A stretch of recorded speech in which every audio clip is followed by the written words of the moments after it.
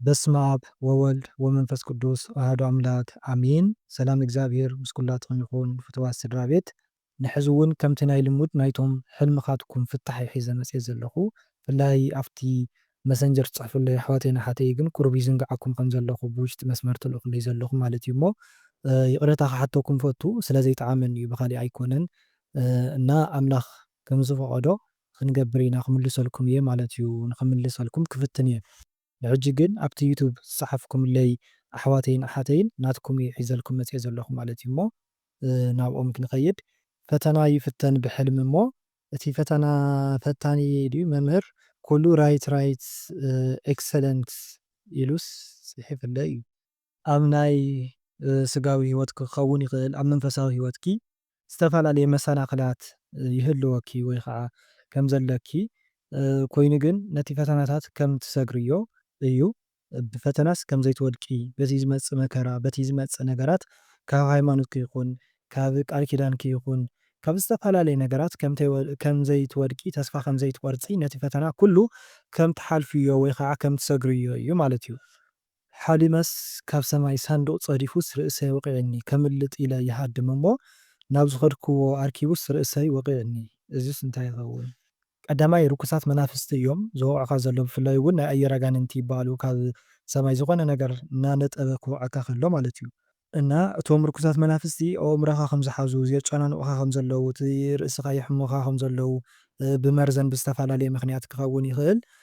ብሓፈሻ ንሶም እዮም ዋላ ርእስኻ ዘይሕመካ እንተኮይኑ እውን ብዝተፈላለየ ንሶም እዮም ዝፍትኑኻ ዘለዉ ማለት እዩ እሞ ናይ ኣየር ኣጋንንትስ ኣብ ሂወትካ ይፍትኑኻ ከም ዘለዉ ማለት እዩ። እቲ ካልኣይ ከዓ ቁጣዓ እውን ክኸውን ይኽእል ማለት ከቢድ ዝኾነ ገበን ወይም ከቢድ ዝኾነ ሓጢኣት እንድሕር ዳኣ ትፍፅም እንተሃሊኻ እግዚኣብሔር ኣምላኽ ይቁጣዓካ ከም ዘሎ መላእክቲ ይወቕዑካ ከም ዘለዉ ክኸውን ይኽእል ማለት እዩ። ሳልሳይ ከዓ ዝኾነ ዝፈፀምካዮ ከቢድ ዝኾነ ገበን ክኸውን ይኽእል ዝፈፀምካዮ ግፍዒ ኣብ ልዕሊ ደቂ ሰባት ክኸውን ይኽእል ኮታስ እቲ ፅቡቕ ዘይበሃል ዝፈፀምካዮ ነገር ከምቲ ሰብ ዝዘርኦ እዩ ዝዓፅድ ዝበሃል ንሱስ መጥፊእኻ ከም ዝኸውን ወይም ይኸውን ከም ዘሎ ንሱ የሳቅየካ የጨነቐካ ከም ዘሎ እቲ ዝፈፀምካዮ ገበን ይፋረደካ ከም ዘሎ እዩ። ኣብ ስደት እየ ዘለኹ እና ብሕልመይሲ ንወደይሲ እናወቃዕኽዎ ሓሊመ ቆልዓ እየ ሓዲገዮ ሕጂ ግንስ ወዲ 14 ዓመት እዩ ኮይኑሲ ሃደቃ እዩ ግን ከምዚ ብቆልዑኡ ዝሓደክዎ ይረኣየኒ ግን ምስ ወቃዕኽዎ ግን ይናሳሕ ኣነ እውንሲ ወቂዐዮ ኢለስ ይበኪ ቅድም ኢለ ከዓ ዝኾነት ቆልዓስ ላወቃዕቶስ ብተደጋጋሚ እየ ርእዮ እቲ ንስኺ ትወቅዕዮ ዘለኺ ትቐፅዕዮ ዘለኺ እዚ ፍቅርኪ ክትገልፅሉ ዘለኺ እቲ ትግስፅዮ ተግሳፅ እቲ ትመኽርዮ ምኽሪ እዝታት እዩ። ካልኣይ ስቑልኪ ናይ ጭንቀት እዩ ዝኸውን ስለናቱ ስለዚ ትጨናነቂ ወድኺ ንምርኣይ ስለትብህጊ በዚ ሰዓት ኣብ ቀትሪ ዝተጨናነቕክዮ ኣብ ቀትሪ ትሓስብዮ ነቲ ጭንቀትኪ ነቲ ሓሳባትኪ ሰይጣን ይሕልመኪ ከም ዘሎ እውን ክኸውን ይኽእል ማለት እዩ። እታ ዝኾነት ቆልዓ ላወቃዕቶ ብተደጋጋሚ እየ ልርእዮ ትብልዮ ዘለኺ ከዓ ቀዳማይ ከምዚ ዝብለኪ ዘለኹ ናይ ጭንቀት ከይኸውን ከመይ የሉ ወደይ ዓይኑ ዘይረኣኽዎ ከመይ ኣበይ ውዕል ምናምን ዝብል ሓሳባት ኣሎ ሓቂ ናይ ወላድ እና እሱታት ስለትሓስቢ ስለትጨነቂ ዝኾነ እቲ ርኩስ መንፈስ ኣዝዩ መታን ከፍርሐኪ ዝበለፀ ከጨናንቐኪ ኢሉ ዘርእየኪ ዘሎ ሕልሚ ከይኸውን ማለት እዩ። ብቲ ካልእ ገፅ ከዓ እቲ ካልኣይ ምስኡ ዝዓበየት ወይም ምስኡ ዘላ ርክስቲ መንፈስ ናይ ዛር መንፈስ ሻንቂጥ መንፈስ ራሄሎ ወይ ከዓ ዓይነ ጥላ ንሳ እያ ትወቕዖ ዘላ ማለት እዩ እና እቲ ወድኺ ከዓ ዋላ እውን ሃለቃ ዲያቆን ይኹን ግን ክብርትዕ ከም ዘለዎ ናይ ልምዲ ስቂልካ ጥራይ ኣገልግሎት ዘይኮነሲ ሂወቱ እውን ክፍትሽ ከም ዘለዎ ኣብ ሂወቱ መንፈሳዊ ሂወቱ ክጥንክር ከም ዘለዎ ክብርትዕ ከም ዘለዎ ኣብ ገዝኡ ከዓ ናይ ፀሎት ሂወት ናይ ፆም ሂወት ክህልዎ ከም ዘለዎ ናይ መንፈሳውነት ኩሉ ከተግብር ከም ዘለዎ ክትመኽርዮ ከም ዘለኪ እዩ ማለት እዩ። ዝፈትዎ ሰብ እዩ ቀዳማይ መዓልትስ ኣብ ሕልመይስ ሓደሽቲ ክዳውንቲስ ገዚኡለይ ምስ ሰብ ገዲፍለይስ ከይረኸበኒ ከይረኸበንስ ይኸይድ ምስኡ ሓዳር ከም ዘለኪ ወይም ሓዳር ከም ዝጥምተኪ ከም ዝደልየኪ ሓድሽ ዝኾነ ናብራ ሓድሽ ዝኾነ ሓዳር ማለት እዩ ምስኡ እቲ ከይረኸበኒ ይኸይድ ትብልዮ ዘለኺ ከዓ ግዚኡ ወይም እቲ እዋን ገና ስለ ዝኾነ ብትዕግስቲ ክትፅበይ ከም ዘለኪ ብፀሎትኪ በቲ መንፈሳውነት ክትብርትዒ ክትጥንክሪ ከም ዘለኪ እዩ። ካልእ እውን እንታይ ክኸውን ይኽእል ምናልባት ኣብ ሓዳር እንድሕር ዘይተደረኸ እንተኾይኑ ማለት ከምዚ መንፈሳዊ ሓውኪ ወይም ንኸምኡ ዘይተጠማመቱ እንድሕር ደኣ ኮይንኩም እትፈትውዮ መልኣክ እትፈትውዮ ጻድቕ ወይም ቅዱስ ንሱ ይህበኪ እቲ ጸጋስ ይህበኪ ከም ዘሎ ክኸውን ይኽእል ሓደ ካልኣይ ከዓ ሓዳር ይህበኪ ከም ዘሎ ሓዳር እንድሕር ደኣ ዘይብልኪ ማለት እዩ። ካልኣይ መዓልቲ ኩሉ ክዳውንቱስ ኣብ ሳንጣ ሂብኒ ናባይ እናጠመተ ምስ ካልኣዩ ይኸይድ እሞ ንሓደ ሰብኣይስ ናበይ እዩ ዝኸይድ ዘሎ እንተበልክዎስ ብስድርኡ ኣይቐሰነን ኣርሒቑ እዩ ዝኸይድ ዘሎ ይብለኒ እሞ ኣዝዩ ይሓርቕ። እቲ ሳንጣ ዝህበኪ ዘሎ እቲ ሓሳቡ እቲ ናብራ እዩ ዝህበኪ ዘሎ ማለት እዩ እና ናብርኡ ገዲፉ ይኸይድ ከም ዘሎ እቲ ሰብኣይ ትብልዮ ዘለኻ ምናልባት መድሃኒኣለም እዩ። ስለዚ ብክልተ እዩ ዝውን ማለት እዩ ብፅቡቅ ኣሎ ብሕማቅ ኣሎ ማለት እዩ። ብፅቡቅ ናብ ስደት ከም ዝኸይድ ወይም ናብ ስደት ይኸይድ ኣሎ ክኸውን ይኽእል። በቲ ሕማቅ ከዓ ሞት እዩ እና እግዚኣብሔር ኣምላኽ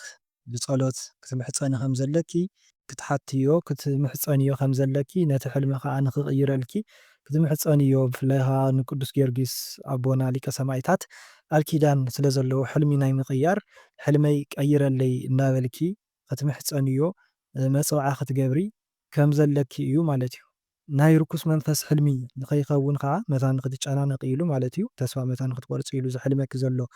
ንከይኸውን ከዓ ክትምርምርዮ እዩ ዘለኪ ማለት እዩ። ምስ ኣቦ ወደይ ብዙሕ ኣይኮናን ግን ኣብ ዝኾነ ነዊሕ መንገዲ ኮይኑስ ማይ ዳኣ እዩ ካብኡ ድማ ረግረግ ንእሽተይ ኢለ ኣለዎ ብሓደ እናተጓዓዝና ካብኡ ግን ኣብ መንጎኡ ኣብ መንገዲ ወዲቁስ ኣልዒለዮ ብድሕሪኡ ካብዚ ረግረግ መንገዲ ናብ ፀፍ ዝበለ ፀሓይ ዘለዎ ቦታ ወፂና እዚ ከዓ ቁኑዕ ብዝኾነ መንገዲ ሓቢርኩም ትኸዱ ከም ዝነበርኩም እቲ ርክብኩም እቲ ሓዳርኩም ፅቡቕ ከም ዝነበረ ማለት እዩ። ካብኡ ግን ረግረግ ንእሽተይ ናብ ዘለዎ ቦታ ተኣትዉ ዘለኹም ከዓ ቁሩብ ፈተና ወይም ቁሩብ ዝኾነ ህውከት ዝኾነ ፅልኢ ዝኾነ ሓጢያት ክኸውን ይኽእል ብሓፈሻ ዝኾነ ፈተና ዝኾነ ነገር ከም ዝተፈጠረ ንእሽተይ ፈተና ማለት እዩ። ዘረሓቕ ፈተና ዝኾነ ጭቕጭቕ ከም ዝተፈጠረ ማለት እዩ። ኮይኑ ግን እዚ ሕጂ ዘሎ ፈተና ወይም እቲ ዘሎ ፈተናታት እቲ ዘሎ ዘይምስምዕማዕ ወይም ጭቕጭቕ ነገር ንሱ ሓሊፉ እቲ ረግረግ ሓሊፉ ናብ ፀፍ ዝበለ ማለት ነቲ ፈተናስ ከም ትውድእዎ ወይም እቲ ዘሎ ሕዚ ፈተና ከም ዝሓልፍ ኣብ መንገዲ ዝወድቕ ዘሎ ከዓ በቃ ኣብቲ ፈተና ኣብቲ መፂኩም ዘሎ ፈተና ኣብኡ ወይ ከዓ ኣብኡስ ይወድቕ ከም ዘሎ ክፃወሮ ከም ዘይከኣለ ነቲ ፈተናታት ማለት እዩ። ኮይኑ ግን ንስኺ ትድግፍዮ ከም ዘለኺ ብምንታይ ክትድግፍዮ ብምኽሪ ብተግሳፅ ብምትብባዕ ኣጆኻ እዚኣስ ክንሓልፋ ኢና ብምባል ብፀሎት በዝታት ትሕግዝዮ ከም ዘለኽና ሓቢርኩም ከም ትሓልፍዎ ናብ ቀደም ኩሉ እቲ ዝመፅእ ዘሎ እቲ ዘሎ ነገራት ሓቢርኩም ከም እትሓልፍዎ ወይም ከም እትሰግርዎ እዩ። ኣብ ገዛ ንኣቱ እሞ ንድቅስ ንብል ዋላ ንዕልል ንብል ግን ኣብ መንጎኡ ማዕፆ ይኩሕካሕ ካብኡስ ንፈላለ ብዙሕ ግዜ እየ ሓሊመ ምስ ኣቦ ወደይ ማለት እዩ። ግን ምስኡስ ብዙሕ ኣይኮናን ልብና ማዕዶ ልማዕዶ እዩ። ካብኡ ድማ ኣነ ብስደት እየ ዘለኹ ንሱ ኣብ ዓዲ እዩ ዘሎ። ምድቃስ ማለት ነቲ ዘሎ ጭቕጭቕ ነቲ ዘሎ ነገራት ዕረፍቲ ምርካብ ወይ ከዓ ፍታሕ ወይም ዕላም ምግባር እዩ። ከምዚ ተዘራሪብኩምሲ ነቲ ዘለኩም ጭቕጭቕ ነቲ ዘይስማዕምዖኩም ዘሎ ነገራት ንዕኡስ መዕለቢ ምርካብ ወይም ፍታሕ ምርካብ እዩ ወይም ክትዝትዩ ተሓስቡ እሞ ኣብ መንጎኡ ግን ጸላኢ ሰናያት ከምዚ ሰላም ዘይፈቲ ፍቕሪ ዘይፈቲ ሓድነት ዕርቂ ዘይፈቲ ጸላኢ ሰናያት ይርብሸኩም ከም ዘሎ ዝኾነ ፈተናታት ናምፅእ ኣብ ሰምና ሓደረ ድዩ ብዝተፈላለየ መልክዕ ብሓፈሻ ማለት እዩ እና ከፍ ኢልኩም ክትዕልሉ ከም ዘይከኣልኩም ይህን ከም ዘይተባሃልኩም እቲ ዘለኩም ነገራት ተራዳዲኡኩም ዝኾነ ፍታሕ ክተምፅኡ ከም ዘይከኣልኩም እዩ እሞ ሕጂ እውን ግዜ ገና እዩ ኣይረፈደን ከይረፈደ ከሎ ከዓ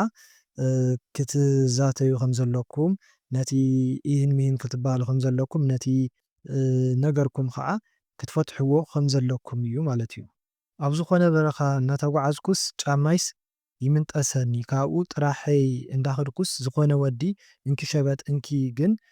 ናይ ሰበይቲ እዩ ክሳብ ናብ እስፓልቲ ክሳብ ተኣቲሲ እዩ ትመልስዮ ይብለኒ ኣነ እውን ኖኖ ኣብ እስፓልቲ ምስ ኣተኩስ ክገዝእ እየ ይብሎ ጥራሐይ ይኸይድ ገዚአ ድየ ኣይገዛእኹን ኣየስታውሶን እቲ ሸበጥኪ ወይም ጫማኺ ዝብጠሰኪ ዘሎ ከዓ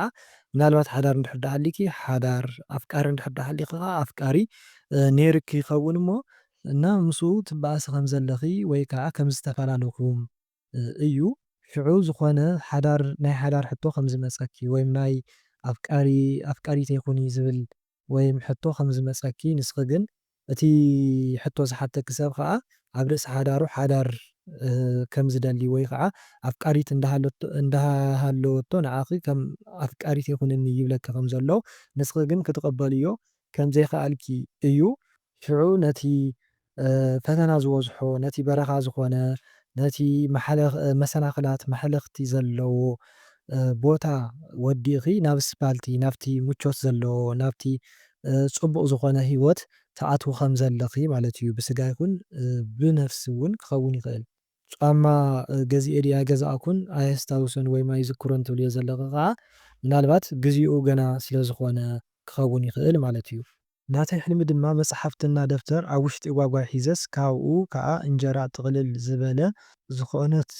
ቆልዓ ክትወስደለይ ትብል እሞ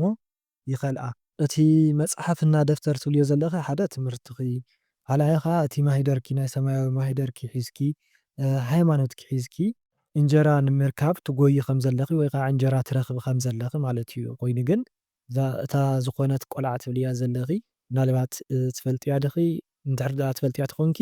እታ ትፈልጥያ ቆልዓ ሳባኺ ፅቡቕ ዝኾነ ርድኢት ከም ዘይብላ ምናልባት ኣብቲ ናትኪ እንጀራ ዝኾነ ቅንኢ ከም ዘለዋ ናትኪ እንጀራ ከም ትምነ ወይ ከዓ